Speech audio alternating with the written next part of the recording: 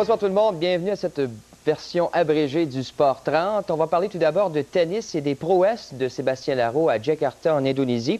Eh bien, le Québécois de Boucherville a disposé en grande finale d'un challenger de 50 000 $ du Britannique Mark Petchey en 3 manches de 2-6, 6-3, 7-6, soit 7-4 au bris d'égalité. Notons que le match a duré 6 heures en raison de 3 interruptions causées par la pluie. Larreau qui va maintenant participer au tournoi de Kuala Lumpur en Malaisie, et ce, à compter de demain. Exploit d'autant plus remarquable dans le cas de Larreau, puisqu'il souffre d'un virus, il est sous médication. Il met donc la main sur une bourse de 7 250 $ et depuis, il amasse 70 points au classement, ce qui lui confère le 130e échelon approximativement. On parle maintenant de hockey. Les Canadiens étaient en congé aujourd'hui. Ils ne joueront que leur prochain match mercredi soir contre les Sénateurs d'Ottawa, match présenté au Forum. Eh bien, après la victoire d'hier contre les Kings de Los Angeles, et quelle victoire! Un mot revenait sur toutes les lèvres, caractère. En l'absence des Brian Bellows et Stéphane Lebeau, les autres attaquants du club ont finalement pris la relève. Pierre Sévigny, pour eux, a inscrit son premier but dans la Ligue nationale, et cela à son 14e match. C'est sûr que j'étais très heureux de marquer, mais écoute, auparavant, j'avais des chances. J'étais pas chanceux. Ce soir, j'ai été chanceux. C'est le premier filet, puis c'est une belle passe à Carbonneau, il a scoré. S'il ne score pas, j'ai pas de points. C'est comme ça a été depuis le début de la saison. Des fois, j'aurais pu avoir des points, puis ça ne marchait pas. Gilbert Dunne a lui aussi mis fin à une longue léthargie, lui qui n'avait pas marqué à ses 16 dernières rencontres. Il va sans dire que cette période des succès préoccupait drôlement le principal intéressé. Jacques est venu m'assurer qu'aucune main qui voulait m'échanger. Il y a eu juste par les dépisteurs ou quoi que ce soit qui ont regardé le match. Peut-être que c'était une décision vu que ça allait pas bien puis que les autres joueurs ne scoraient pas non plus. Puis Jacques m'a fait assurer à New York qu'il n'y a aucune...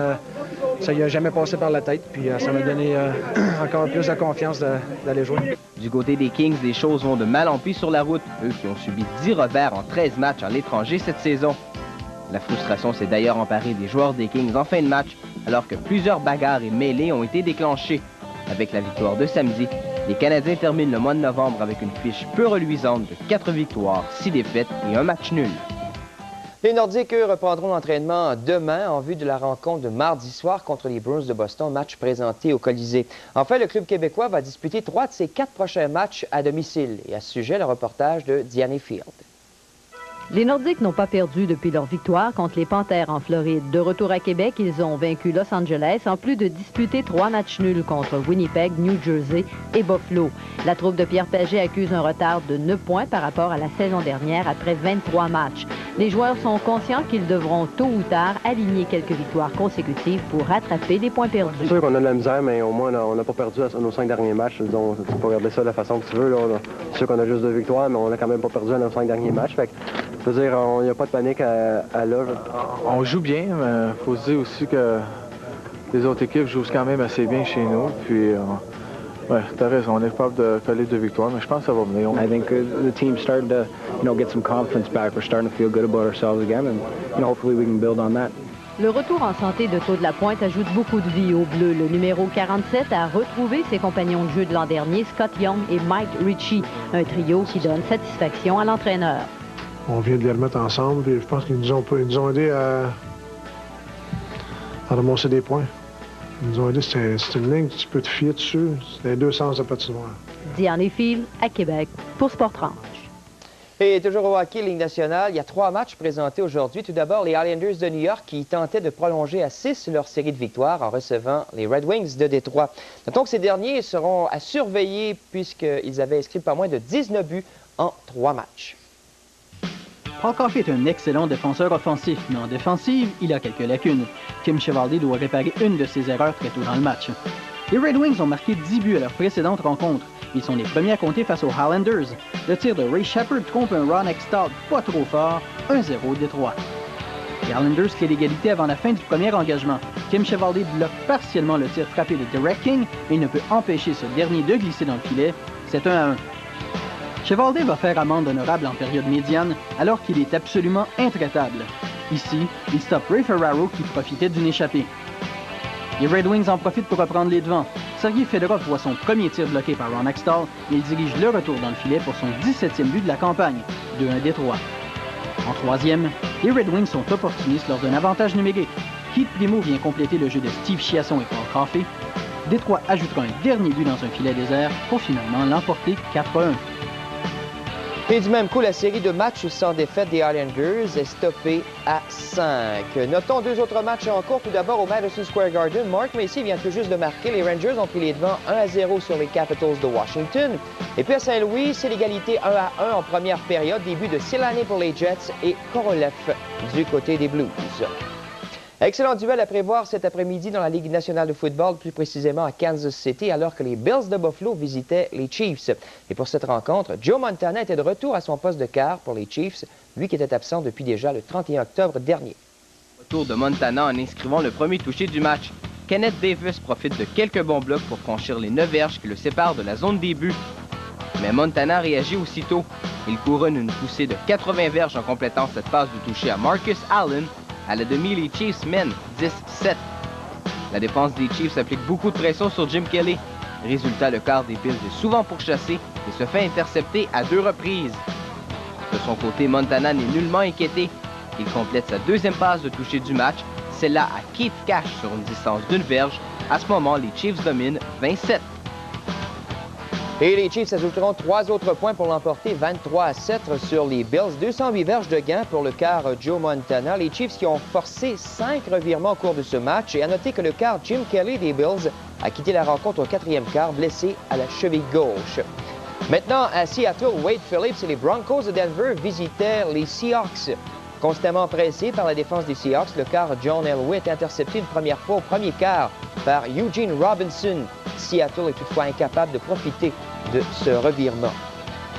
Son vis-à-vis, Rick Maurer, en a lui aussi plein les bras.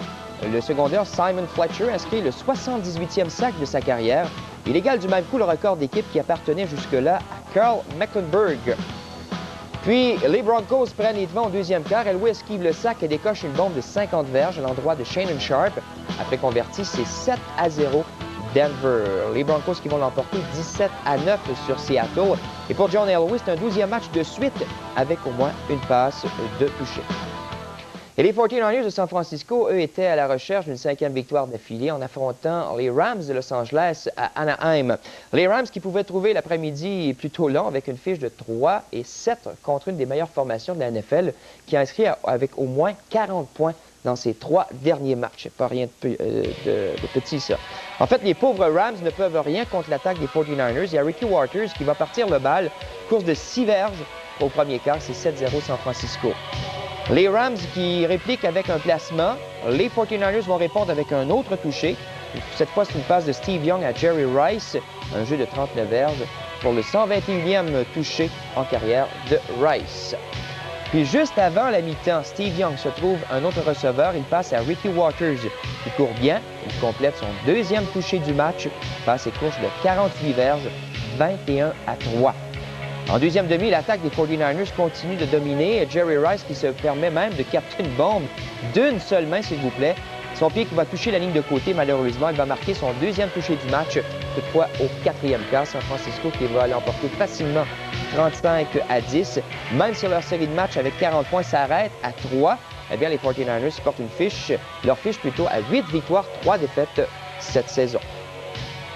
À Minneapolis, les Vikings recevaient la Nouvelle-Orléans, les Saints qui tentaient de se relever 6 jours après l'humiliant revers que leur a infligé San Francisco. Les fleurs d'Élysée du football marquent les premiers sur cette course de 3 verges de Fred McAfee. Les Vikings ripostent. Passe de 14 verges de Sean Salisbury à l'ailier rapproché Steve Jordan, qui se défait de 2 joueurs pour marquer, c'est 7-7. Salisbury, cette fois, rejoint son nouvel ailier éloigné.